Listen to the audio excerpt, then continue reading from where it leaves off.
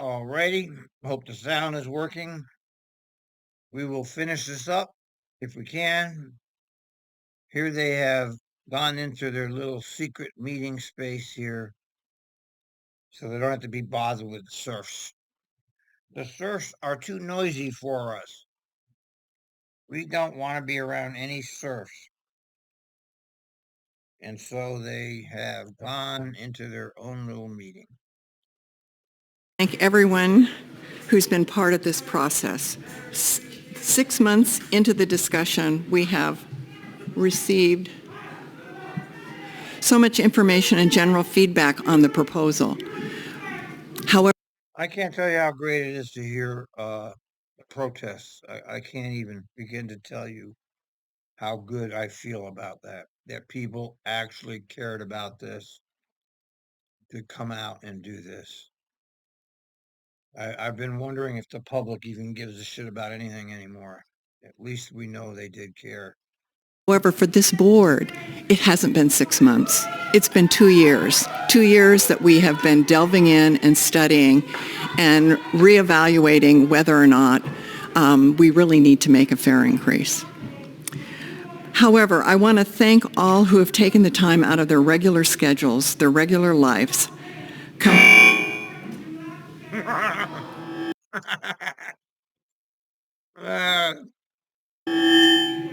they hear us? Like, I don't know. To come. Do we know somebody else out there? There's a chest in the lobby. Yeah.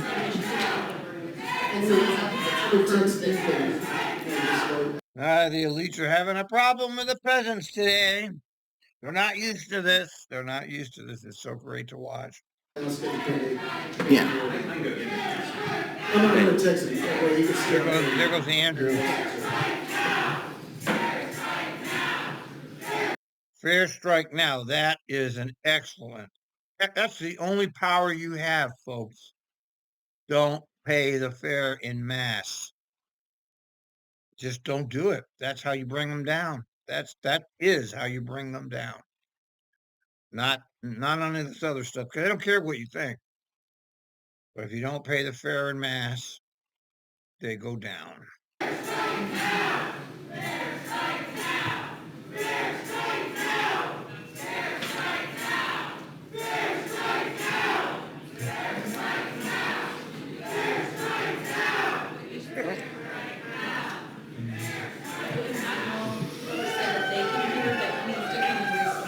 Look at how befuddled they are. Do I met border tyrants? Are befuddled.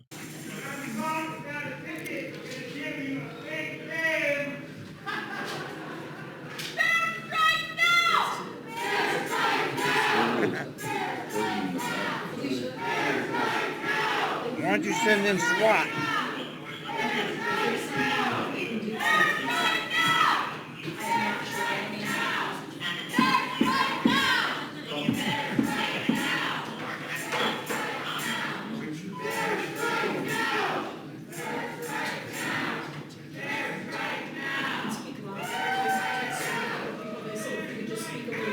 Oh, okay. You can hear me now? Okay.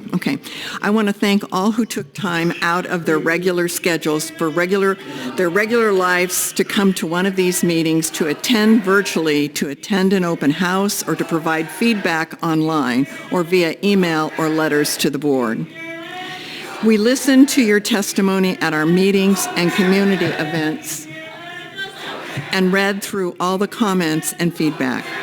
I know it's not always convenient, and I fully appreciate the time and energy spent to have your voices heard.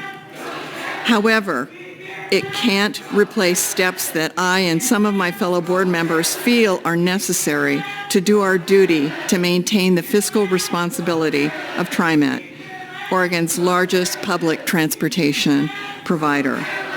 Remember, the majority of TriMet riders want more and better service. They want buses arriving more often and on time. They want better connections to more places. TriMet's Forward Together service concept can get us there.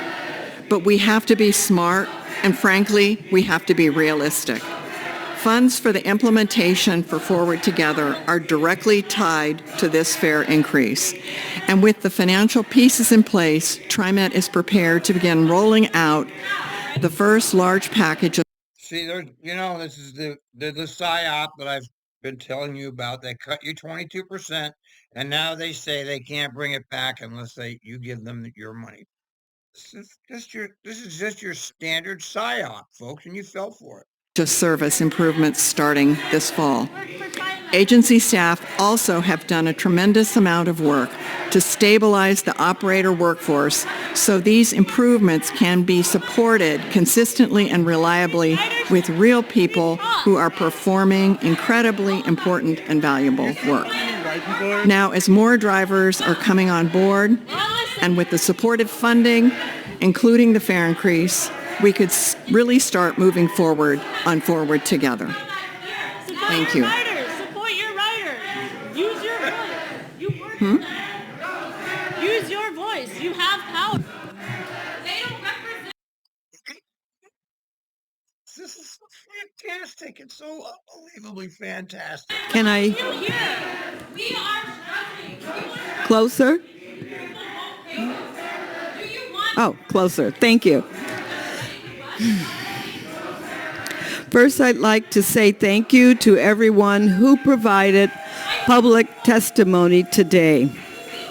I hear you. Yeah, I hear you. These idiots and their stupid ass. Stupid statements.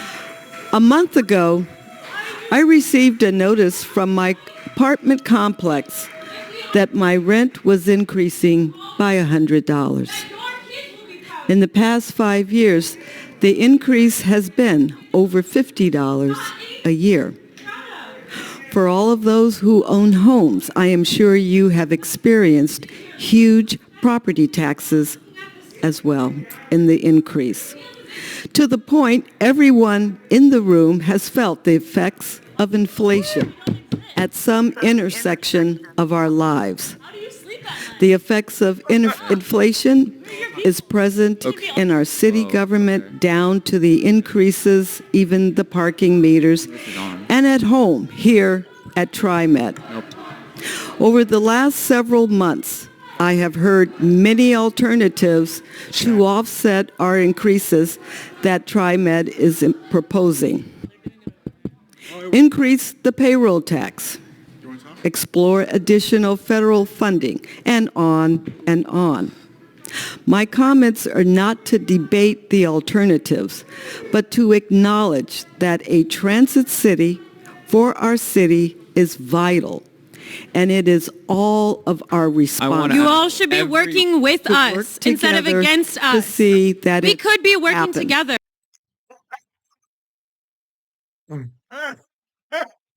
Yeah, hijack a microphone. If you are I want to a wage ask. earner, I want to ask then that you everyone contribute that's part of the to the protest, please revenue come inside so we resources can- of TriMet. If you are for-profit business, you contribute through your personal and payroll taxes. If you are retired, you contribute through your federal and state taxes to the revenue sources of TriMet. 95% of everyone in the room today contributes, whether or not you use TriMet, because your payroll taxes, it doesn't sort out who rides and who does not. So we all have a vested interest to make sure our transit system is Ah, God. reliable, safe, You're not even secure, close. and available to all. 10 years ago, TriMet did not increase fares, but used resources and revenue to move forward. Thank you. Our community benefited. Oh, what a bunch of crap. 9 years ago, TriMet did not increase fares, but used resources. They're lying pieces of shit. She's lying. In 2012, they adopted the highest fares in the country. Okay? And they're still at par with a place like New York City, which makes TriMet look like nursery school. TriMet charges the same as New York City. Okay, and they're not. It's like New York City would be Harvard, and TriMet would be nursery school, and but they charge the same. So I mean, they're what else do you need to know? Sources and revenue to move forward.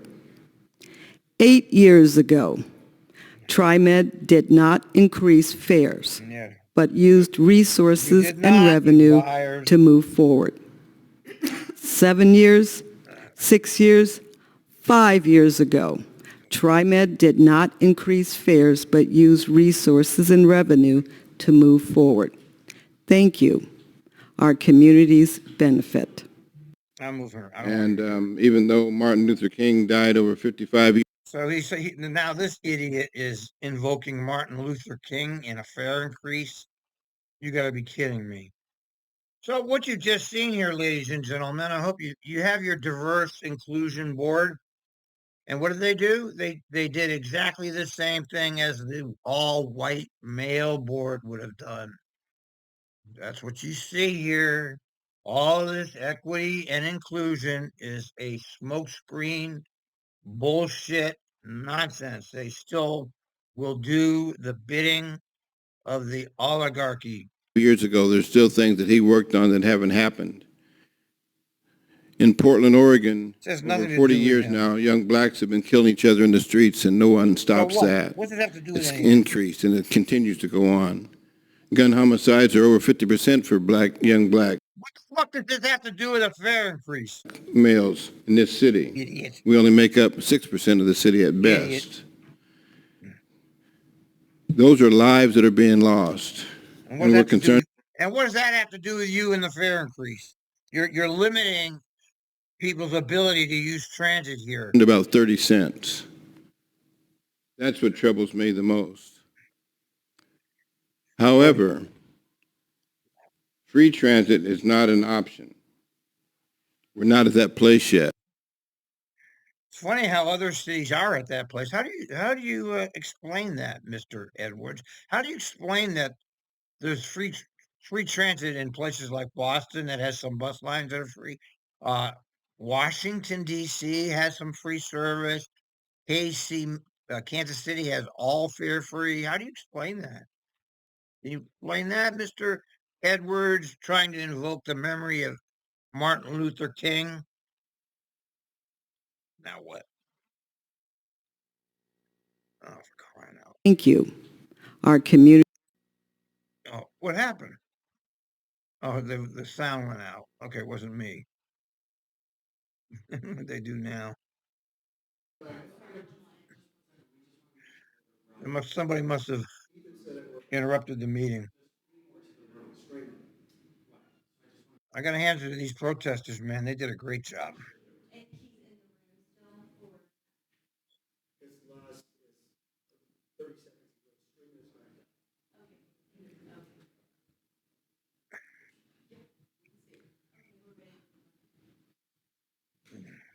Unfortunately, as I said before, TriMet is not going to solve all the ills of our society.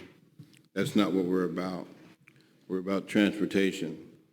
I could bring up a whole lot of things in my lifetime that have happened to the black community. The disrespect, the murder, the discrimination, What's that the to do death. with why are you bringing this up? This is TriMet. Not only of young adults, but going babies as well. I could talk about it from now on, and everybody knows about it. It's not a secret. It's a societal issue. TriMet's not going to solve it. That's not our place to solve it. We can only take care of TriMet and transportation, and that's what we should be about. It would be great, like I say, if we were fairless, that would be wonderful. But I know that fairless is not going to work, certainly in my district, because there's a recycling place that's just a mile and a half from my residence. I see people carrying cans on bicycles, walking, and they would be on TriMet. So what? And if they haven't bathed for 6 to 8 months, who would want to sit next to them? What? That's not their fault. That's the way society has treated them. Right. Does TriMet solve that problem? No, I don't think so. So those are the things that we have to consider, I think, when we look at the things that we're responsible for changing here with TriMet. Are we going to just kick the can down the road and say, well, we'll do a fare increase later, which is going to cost more? It doesn't solve our problem.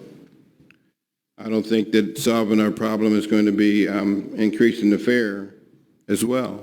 There are going to be other things that we have to do in order to mitigate that in every population, which will increase ridership. But also, I think that down the road, we may get to that place, but it won't be TriMet alone that gets there. TriMet can't get there alone. Let's just be real clear about that. So, Yeah, right. with that, I'll close out. I just hope that we can, after that we get done with this issue in regards to a fare increase or not a fare increase at this time, that we work together as a board in unity, because a split board is a defeated board. We have no credibility, and we won't be able to go forward with anything that we want to do. A split board is a defeated board. Why is that? The Supreme Court always has 5-4 decisions, and they seem to go forward. Okay. What kind of nonsense is this? After today.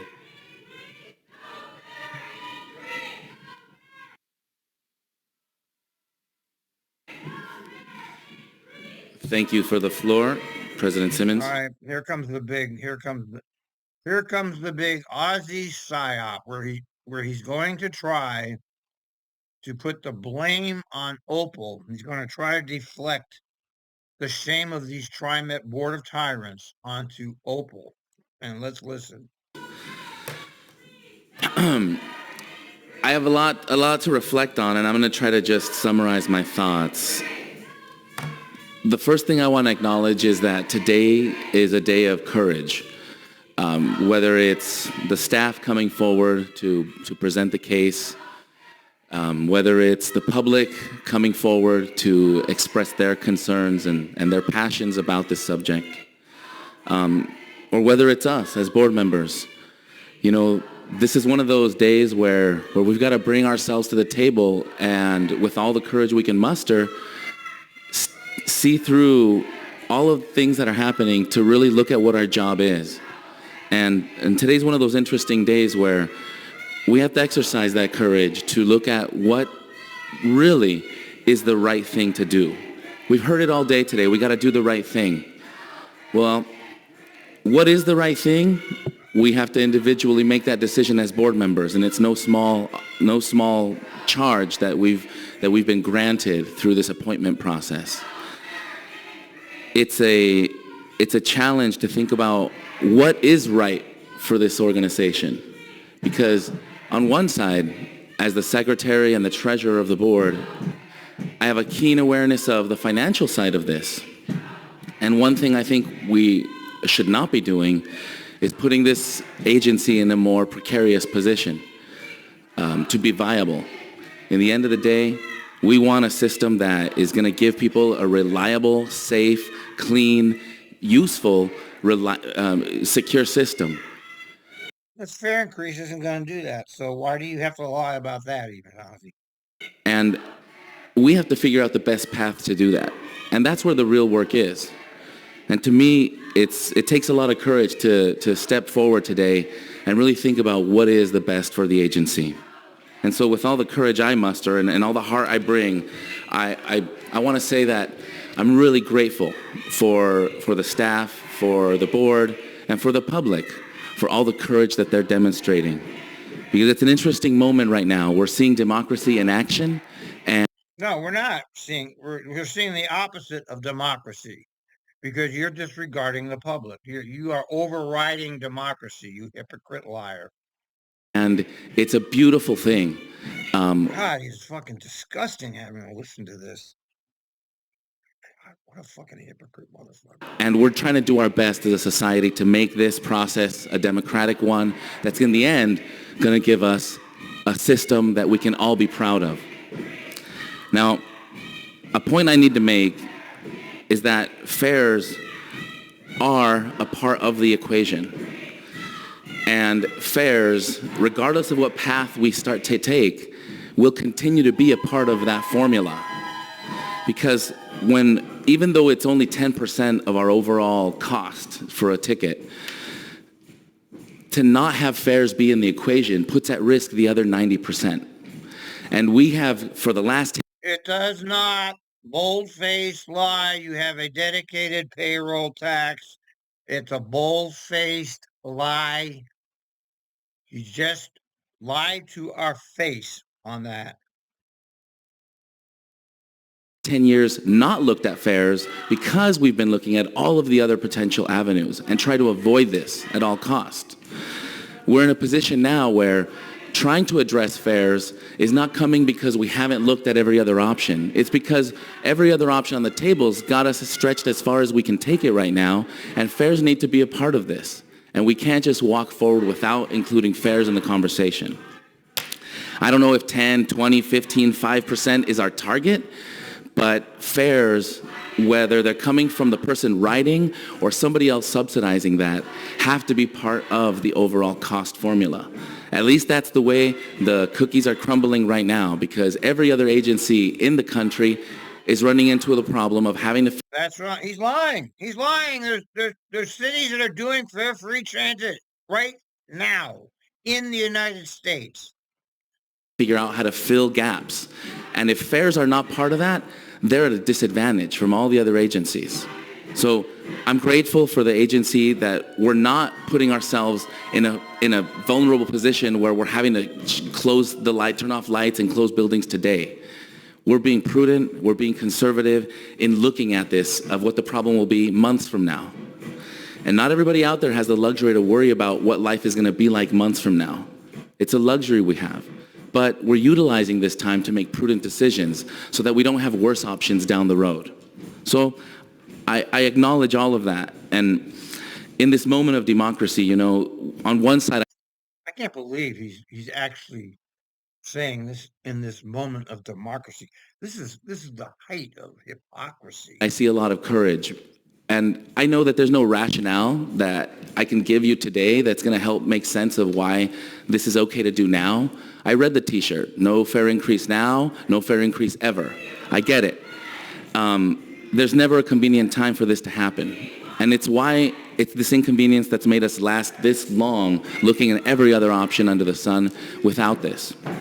So what I want to say is not so much a rationale for why this thing makes sense to me, although I believe that with the mitigations in place, we are actually encouraging high ridership.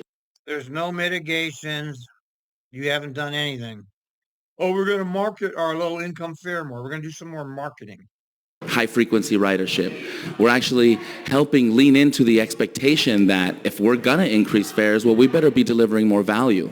And I think TriMet's making good on that. We're doing our very best. You are not making good on it. How much lies do we have to listen to? But we're not in this alone.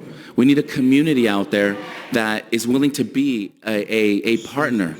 And I love that everybody says they want to work with us. And I've heard this coming from the public. I've heard it today in public discourse.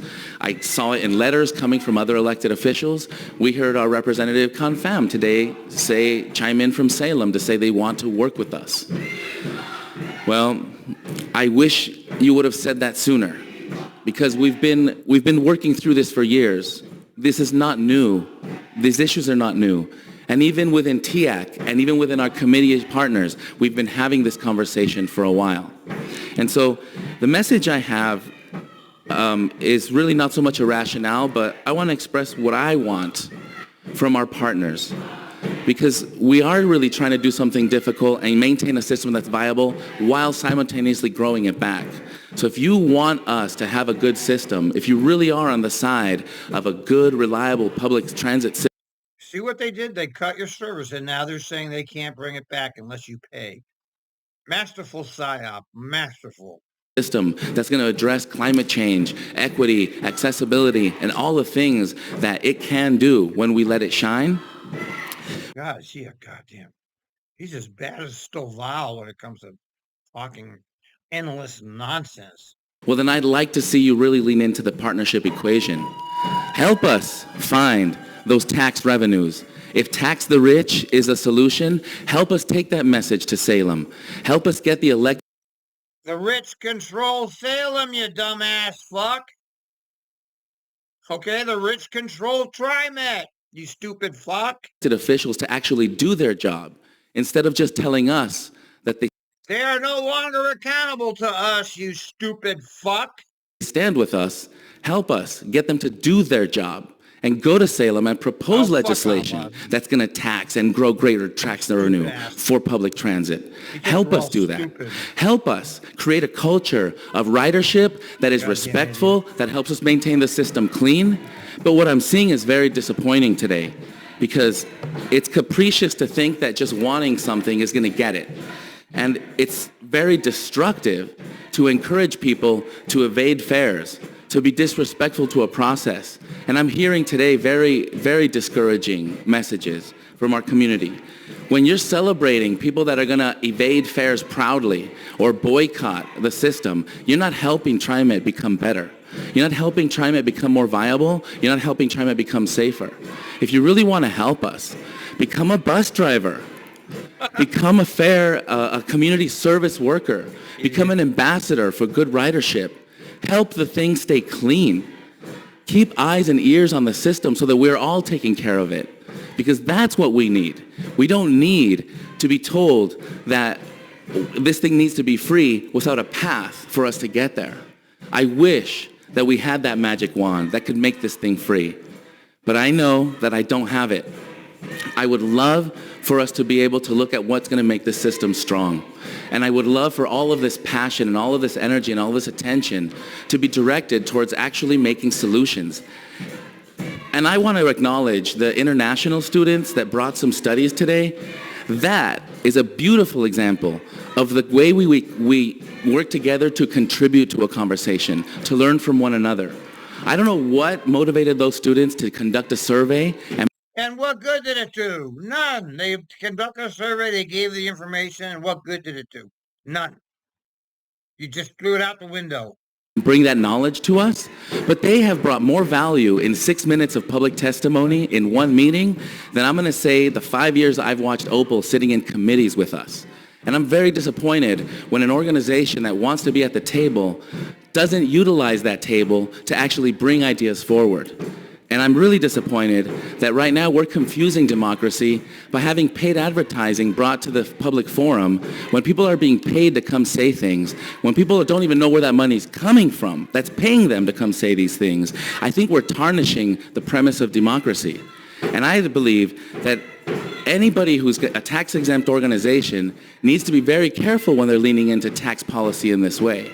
And so I'm really disappointed in the way in which we're exhibiting democracy, by the way in which we're confusing working together from working against a process. We aren't even allowed to hear each other comfortably. I'm afraid that most of what I say isn't going to be heard by the folks that I would wish would hear it. And I would love for Opal, Bus Riders Unite, and the organizations that care so much about transit to sit down at the table and help us figure out how to make this thing shine bright. But I'm not seeing any of that happening right now. This Monday morning quarterbacking happening from our public agency partners isn't helping either. And I'm severely disappointed in how absent they are when it's time to come up with solutions, and how somehow it's some sort of political protection to tell us what they think we should be doing and to say, I look forward to working with you. There's many that we've been trying to get a call back, trying to get them to participate, but I'm not seeing it. So I'm going to just close by saying that I really would love to see all of this attention and energy to be directed in a proactive, solutions-oriented direction.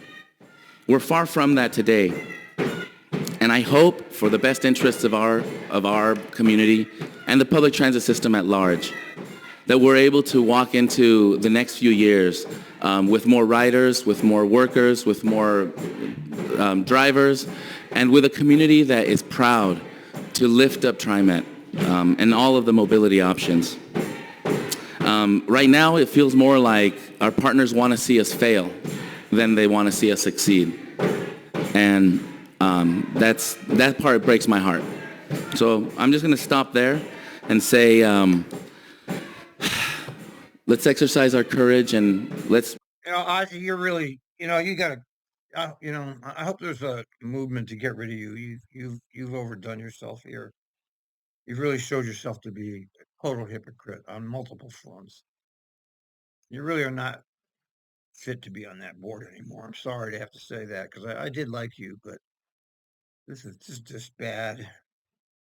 Vote with our hearts, and regardless of how people vote today, tomorrow still brings the challenge of trying to make the system viable.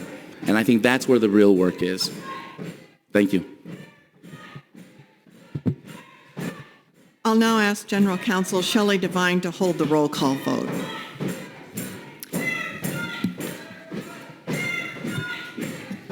I'm not getting a green light.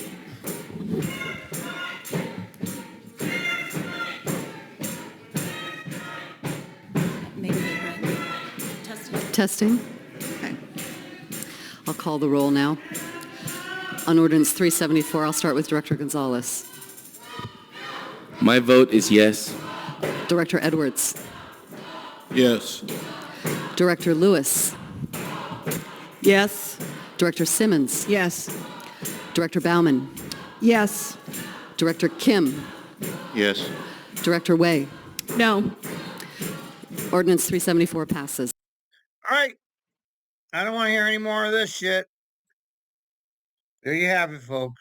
A disconnected TriMet board appointed by a governor who's not even in Portland or in the metro region, shoving something down the throat of the public where their own surveys said 99% of the people disagree with it. But this is the country we live in now. This is where we live. You have an elite squeezing the life out of the rest of us.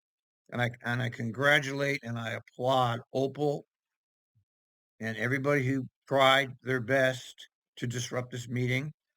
And I think a fair strike is really the only way you can bring down the beast. That's the only way you can bring down this beast.